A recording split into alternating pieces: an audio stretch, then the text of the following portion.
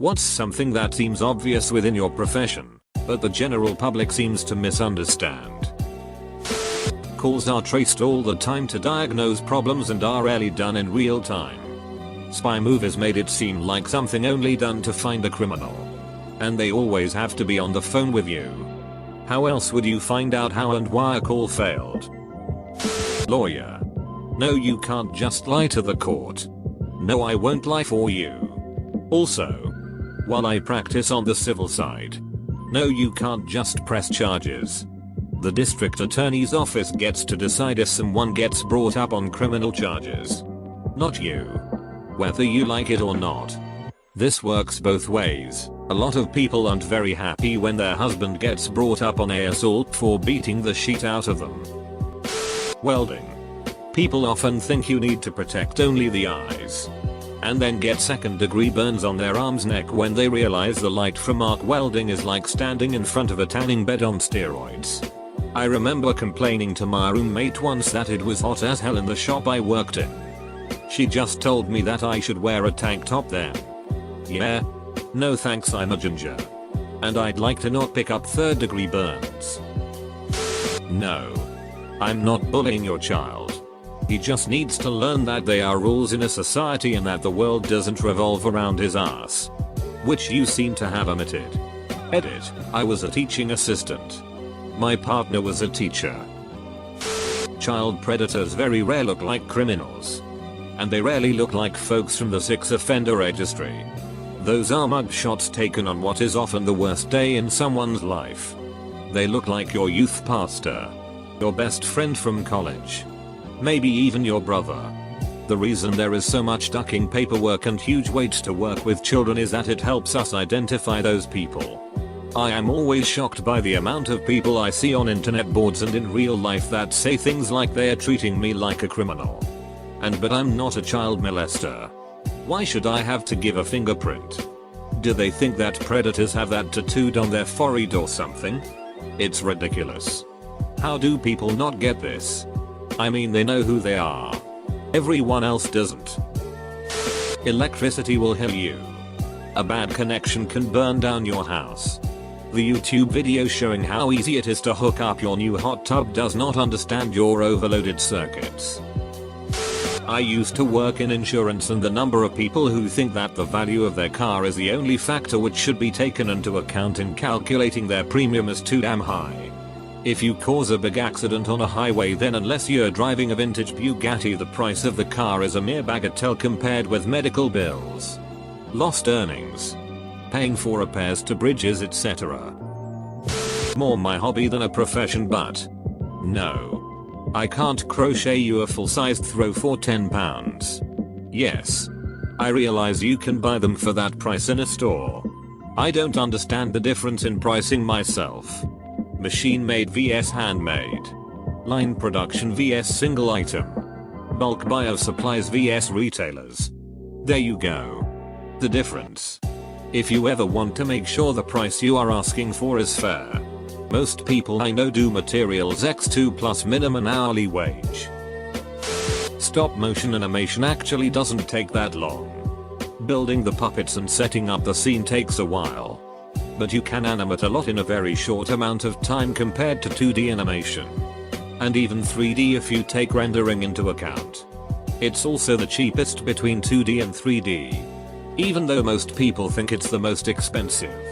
All of Lakers films have been $60 million so far. On par with Illumination's films, which are considered low budget for 3D.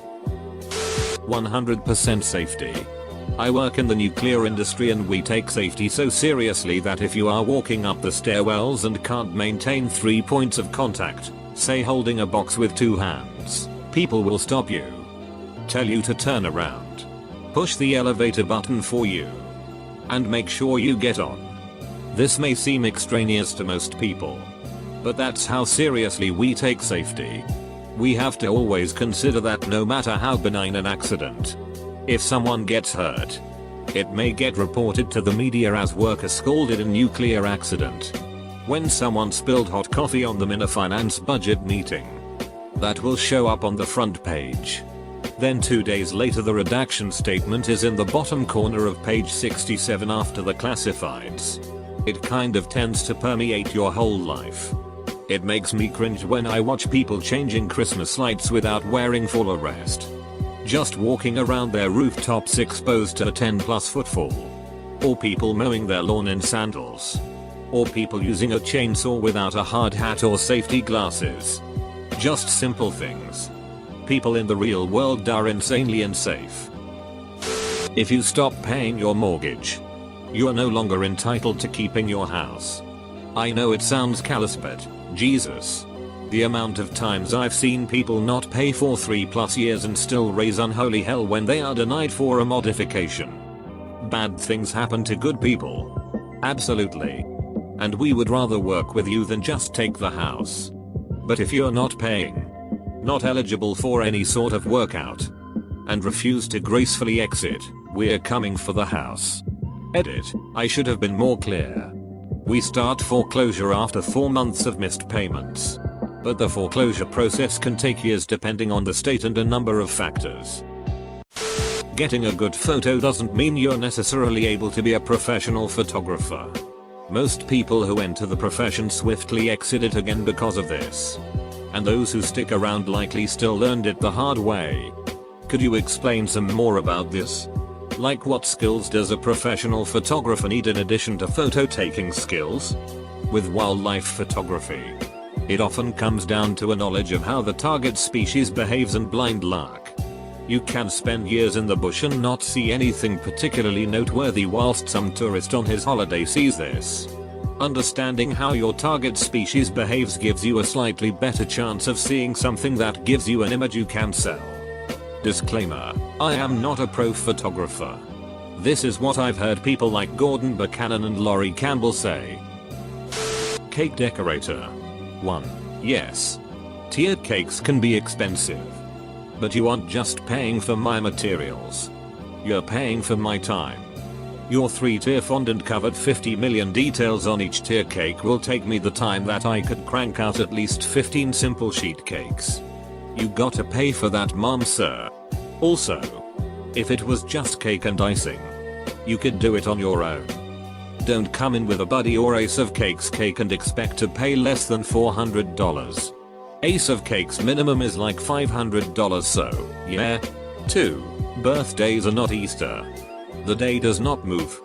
So your emergency because you forgot to order isn't an emergency for me, and you are not more important than the people who properly ordered. What you consider quick and simple usually isn't. You can't just magically bake and decorate a cake in 15 minutes. Spay and neuter your ducking pets. Also, cats shouldn't drink milk. Friend of mine asked me to take in a stray kitten for a couple of days. He fed it milk before he gave it to me that night. All night I was awoken by the terrible smells and noises that ensued. Tom and Jerry is not a reputable source for pet care. People seem to think that once their car is aligned it will go perfectly straight. They never take into consideration that roads are sloped and not always maintained, potholes, bumps, uneven paving. They also don't consider that if they still have their old tires on, that the tires have wear from being overinflated, underinflated, not rotated enough, or from previous bad alignment and will pull BC of this tire wear. Please stop wasting your time and our time by bringing it back in BC it pulls. Edit, pop to pot. I'm not making up the fact that your child hasn't done the work and behaves badly in class. I don't just have it in for your child for no reason. And no, I won't change his grade because you're harassing me. Electrician here. People are amazed to find out how pissed off we get when someone sneaks up behind us to scare us when we're working in a live electrical panel. It's not funny. It's not cute. And people are assholes for doing that. I'm an interpreter. It's pretty obvious that you don't translate word for word and that you can't be replaced by Google Translate. Lol. This is super obvious to anyone that speaks a language where there are multiple dialects. For example, I know French, Canadian. But when I go to France, proper, I find it really hard to figure out what the hell they are saying. Most language has a really strong cultural aspect to it. What's important is conveying the idea, and not the word for word equivalent. If you did that, you'd often lose the actual meaning behind what was trying to be expressed.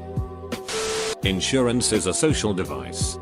Everyone pays into one big pot, and if someone has a claim, then the money from that pot pays for the claim. If there is a mass claims event or the cost of materials to replace your property goes up, then everyone's premium goes up, even if you haven't had a claim. This is also why insurance costs more for people who put frequent claims in or have a few large claims. They have to pay more for their share since they've taken more from the pot. This is also why they give discounts to safe drivers, since they are being more proactive with taking money from the pot, helping everyone keep their rates lower. It sucks seeing your bill go up, but if you're the one with a massive claim, it suddenly doesn't feel as bad.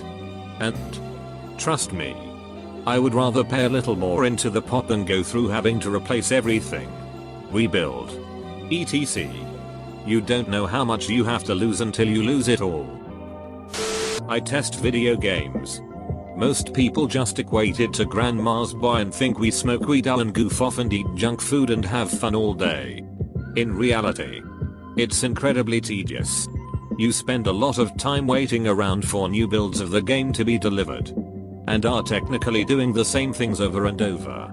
Not a bad way to make a living, sure, but it can be pretty goddamn mind-numbing at times. Many in my profession, mental health, doesn't understand it either. It's not a one-size-fits-all, and people with the same diagnosis can act and respond to interventions differently. Also, not everyone is dangerous. That retail worker has next to no training and doesn't care a whole lot about your problems. No. You can't return all of your plastic bags in bulk or even singles either. At least where I am we consider them non-returnable. No, we can't replace your wall for $100. We need to get sheetrock, get joint compound, get paint, have the tools, and pay the people who do it. No, I don't care what your cousin can do it for. Yes, it does cost more now that your cousin's fix broke down to pieces. We have to demolish the bad work, clean everything up, ensure that nothing got broke in the process, and then do the original work. Seriously people, unless you're comfortable with shitty work, get a professional to do the remodel of your house. It's far simpler than having a wall just fall off because you didn't put enough screws in it. I'm a music teacher. I hear from many parents and adults in general that have this notion that some kids are talented or gifted in some way, and some just aren't. This is the farthest thing from the truth. Literally everyone in the whole world is musical in many different ways. Especially kids. There are predispositions to certain skills, but everyone has the potential to get much better if you just encourage musical behavior and participation at home and school. Kids are developing rhythmic and tonal understanding of music. If you're in an environment that encourages mistakes, experimentation, and practice, people will naturally become more musical performers. This is also coming from a guy whose mom told him he was tone deaf in 4th grade and quit chorus. Who's tone deaf now, mom? Coming into a restaurant 10 minutes before closing is rude. Especially when you're the only people there keeping the restaurant open after hours. We want to go home too. Insisting you sit at the only dirty table in the restaurant makes extra work for us servers for no reason. I work in the political sphere. 1. There are federal and state governments. They are not the same, and one legislator does not serve in both. 2. Basic civics education, how a bill gets passed. 3 branches of government, etc. 3. That legislators, regardless of party, usually get along pretty well. They may have ideological differences, but a lot of them are friends. It's a select few, who are usually the most vocal, that make the public think there is major animosity. 4. No. I won't tell Trump something. I also can't get the phone company to get you a discount on your bill because you think it's too high. Nor can I get the college to change its start date so you can go on vacation. These are all calls I have gotten this past summer. 5. I don't make six figures. That antibiotics will not help with whatever you have. Unless it is a bacterial infection. I've had patients asking for antibiotics for back pain, vertigo, the common cold, headache, joint pain, herpes, various kinds of skin rashes, asthma and even hypertension. Thankfully, enlightenment about this seems to be gradually reaching the masses, as this has become less and less common. In the UK, there is a huge thing on the railway with regards to leaves on the line. As a train driver, not being able to stop a train loaded with passengers, it's one of the scariest things to happen. Yet the public think we are purposely driving slowly so they get to their destinations late. Conditional probability. And it's not even close. Yes, it's true that you're more likely to get held by a vending machine than by a shark. If you're enough of a dumbass to rock a ducking vending machine. Or if you never go to the beach. That bad shit happens and it's realistic. I do criminology research. And although I'm sympathetic to heroin not being a party topic, it's also incredibly wearing when I mention research I do on addiction or radicalization and get horrified looks from people. As though it's ridiculous for anyone to spend time around anything dark. The friends I have who I consider trustworthy are not people who are afraid of the dark. I'm past the point where I can be truly close with someone who either snickers or looks revolted at the words crack pipe. Crack pipes exist. They are out there. I don't bring my work into my whole life. But if I can't talk about my work at all, that's a problem. Blood is expensive in the US because of the steps it takes and all the hands it passes between. You have the guys taking your blood. You have the shipping of it to testing facilities. The people there have to test it for quite a few things. The testing reagents are ungodly expensive because they have incredibly strict regulations on them. Then the hospital has to have staff do the transfusion. In fact, the blood banking industry is actually not a profitable one. We sell below cost to most clients and without government aid and kickbacks. The company wouldn't be able to stay open.